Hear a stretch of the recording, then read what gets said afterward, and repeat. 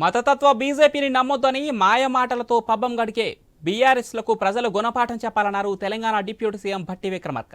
ఖమ్మం జిల్లా వైరా నియోజకవర్గంలోని కొణిజర్ల మండలాల్లో కాంగ్రెస్ లోక్సభ ఎంపీ అభ్యర్థి రామసాయం రఘురామరెడ్డికి మద్దతుగా కొణిజర్ల, వైరాల్లోని ప్రధాన సెంటర్లలో రాష్ట్ర రెవెన్యూ మంత్రి పొంగులేటి శ్రీనివాసరెడ్డి, వైరా ఎమ్మెల్యే రామ్దాస్ నాయక్తో కలిసి రోడ్ షో నిర్వహించారు. విపక్షంలో కూర్చున్నాక కేసీఆర్కు అన్నదాతలు గుర్తొస్తున్నారని విమర్శలు గుప్పించారు. రఘురామరెడ్డి ప్రజాసేవకై పాటుపడే వ్యక్తి అని భారీ మెజార్టీతో గెలిపించాలని కోరారు మంత్రి. కేంద్రంలో ఇండియా కూటమి అధికారంలోకి వస్తుందని, బీజేపీకి ఓటమి తప్పదని చెప్పుకొచ్చారు. ఒక గజం స్థలం ఇవ్వలేదు, ఒక ఇల్లు శాంక్షన్ చేయలేదు, వైరా పట్టడానికి ఒక రూపాయి కూడా ఇవ్వలేదు. అటువంటి పెద్ద మనుషులు మళ్ళీ వైరా మీద నుంచి పోతూ మాకు ఓటేయండి అని అడుగుతున్నారు. సిగ్గుందని నేను అడుగుతా ఉన్నాను. వాళ్ళని ఆలోచన చేయండి.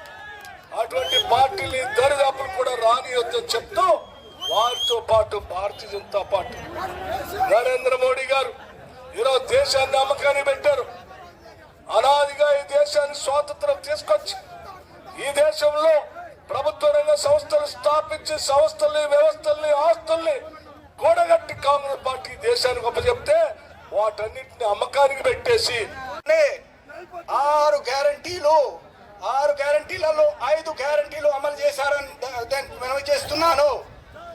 స్త్రీలకు మీ అమూల్యమైన ఓటు చేతి గుర్తు మీద వేయాలని ముందుగా తెలుపుతూ గడిచిన 10 సంవత్సరాలలో కేంద్రంలో అధికారంలో ఉన్న